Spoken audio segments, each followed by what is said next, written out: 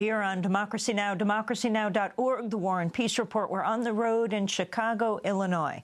I'm Amy Goodman as we continue part two of our conversation with world-renowned political dissident, linguist, author Noam Chomsky, Institute Professor Emeritus at the Massachusetts Institute of Technology, where he's taught for more than half a century. His latest book, Who Rules the World? I asked him to talk about Saudi Arabia's role in the Middle East. Well, there's a long history of the we don't have a lot of time, but the basic story is that the United States, like Britain before it, has tended to support radical Islamism against secular nationalism. That's been a consistent theme of imperial strategy for a long time. Saudi Arabia is the center of radical Islamic extremism. Patrick Coburn, one of the best commentators, most knowledgeable commentators, has correctly pointed out that what he calls the Wahhabization of Sunni Islam, the spread of Saudi extremist Wahhabi doctrine over Sunni Islam, the Sunni world, is one of the real disasters of the modern era. It's a source of not only funding for extremist radical Islam and the jihadi outgrowths of it, but also doctrinally, mosques, clerics, and so on, schools, madrasas where you study just Quran, is spreading all over the huge Sunni areas from Saudi influence, and it continues.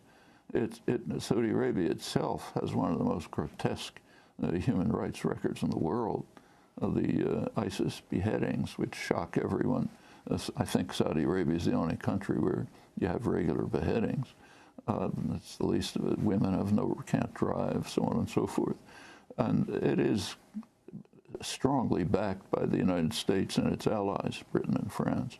The reason, it's got a lot of oil, it's got a lot of money, you can sell them a lot of arms, I think tens of billions of dollars of arms.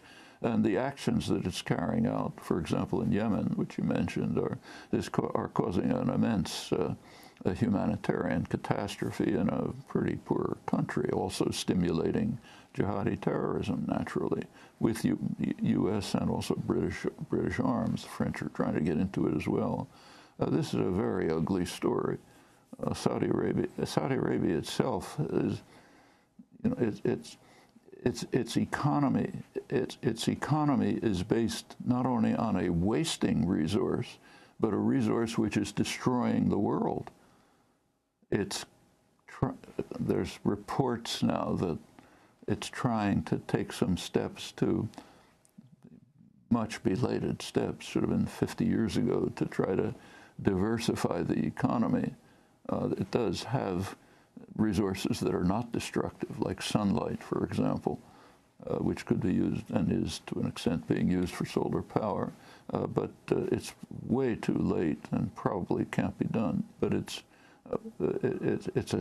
has been a serious source of major global problems, horrible society in itself in many ways, and the U.S. and its allies and Britain before it have stimulated these radical Islamist developments throughout the Islamic world for a long time. Do you think Obama has dealt with Saudi Arabia any differently than President Bush before him? Not in any way that I can see, no. Maybe nuances.